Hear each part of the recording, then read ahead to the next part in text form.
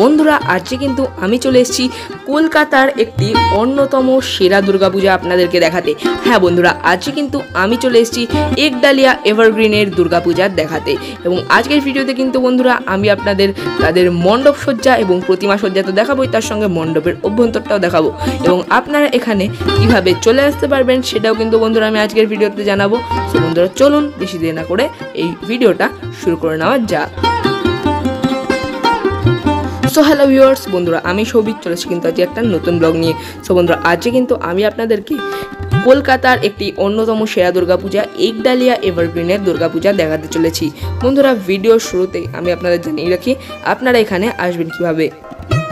বন্ধুরা কলকাতার এই অন্যতম যে সেরা দুর্গাপূজা বলতে পারেন একডালিয়া এভারগ্রিনের দুর্গাপূজা, এই দুর্গাপূজা কিন্তু দেখতে গেলে আপনাদেরকে সর্বপ্রথমে শিয়ালদাগামী যে কোনো ট্রেনে করে চলে আসতে হবে শিয়ালদা স্টেশন। হ্যাঁ বন্ধুরা, সেখান থেকে কিন্তু বন্ধুরা আপনারা শিয়ালদা স্টেশন থেকে কিন্তু বন্ধুরা অনেক ট্রেনই রয়েছে যেগুলো বালিগঞ্জে যায়। তো বালিগঞ্জগামী ট্রেনে আপনারা উঠে যাবেন এবং কিন্তু আপনারা শিয়ালদা স্টেশন থেকে কিন্তু বালিগঞ্জগামী ট্রেনে করে বালিগঞ্জ স্টেশনে চলে আসবেন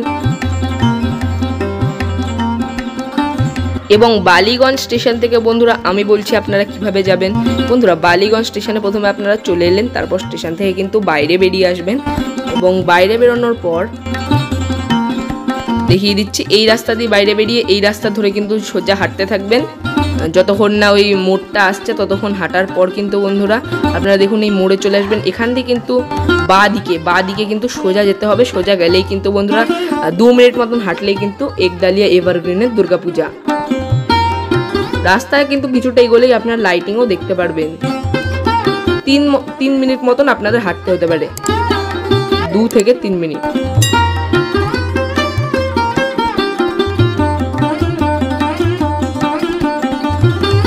বন্ধুরা এই বছর একডালিয়া এভারগ্রিনের দুর্গা মণ্ডপের ভাবনা হচ্ছে পুরীর জগন্নাথ মন্দির। পুরীর জগন্নাথ মন্দিরের আদলে কিন্তু এই বছর তাদের মণ্ডপ তৈরি হতে চলেছে। আপনারা দেখে নিন মণ্ডপটা কেমন হয়েছে।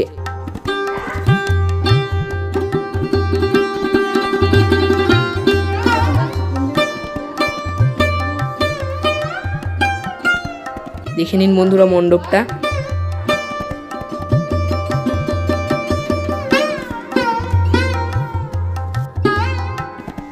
বন্ধুরা আপনাদের জানার সুবিধার্থে আমি জানিয়ে রাখি যে এই বছর কিন্তু একডালিয়া এভারগ্রিনের 82তম বর্ষ। এই 82তম বর্ষে কিন্তু তাদের ভাবনা হচ্ছে পুরীর জগন্নাথ মন্দির। পুরো যে মন্দির সে মন্দিরটাকে কিন্তু তারা হুবহু ফুটিয়ে তোলার চেষ্টা করেছে এবং তারা কিন্তু এই চেষ্টাতে সফলও হয়েছে। যে এটাকে কিন্তু বন্ধুরা কেউ বলবে না যে পুরীর অন্য মন্দির, কারণ মানে যে মণ্ডপ সেই মণ্ডপটাকে কিন্তু পুরীর মন্দিরই মনে হচ্ছে। তারা এত সুন্দর করে এই মণ্ডপটাকে ফুটিয়ে তুলেছে। চলুন আমরা মণ্ডপের ভেতরটা একবার দেখে কেমন তারা মণ্ডপের ভেতরটা করেছে, কেমনভাবে তারা মণ্ডপের ভেতরটা ফুটিয়ে তুলেছে। বন্ধুরা সাউথ কলকাতার কিন্তু অন্যতম বিখ্যাত এবং সেরা পুজো আপনারা কিন্তু বলতে পারেন একডালিয়া এভারগ্রিনের দুর্গাপুজো।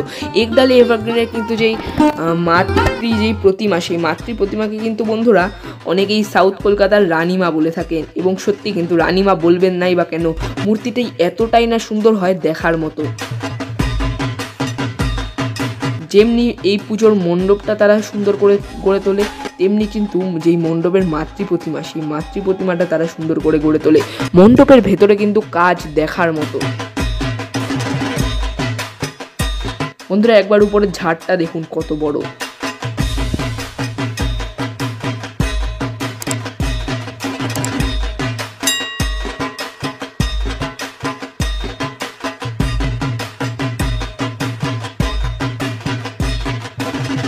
মায়ের মুখবিবরণ দেখুন, সত্যি কতটা সুন্দর, অপূর্ব অপূর্ব।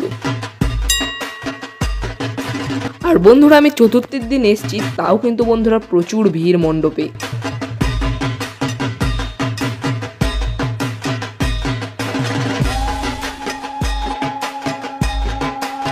বন্ধুরা আপনাদের কোন দুর্গাপুজোর প্রতিমা এই বছর সব থেকে বেশি ভালো লাগলো সেটা কিন্তু কমেন্টে জানাতে ভুলবেন না।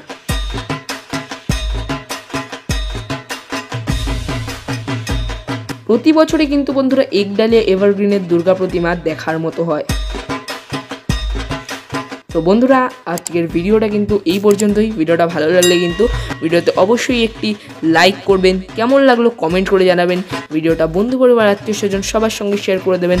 আপনি আমাদের চ্যানেলে নতুন থেকে থাকলে আমাদের চ্যানেলকে কিন্তু অবশ্যই সাবস্ক্রাইব করে দেবেন এবং অল নোটিফিকেশনটা কিন্তু অবশ্যই অন করে দেবেন, যাতে আমাদের নিত্য নতুন আপডেটের ভিডিও সবার আগে আপনার কাছে পৌঁছে থাকে। আজকের জন্য এই পর্যন্তই। টাটা, বাই বাই, নমস্কার, জয় মা দুর্গা।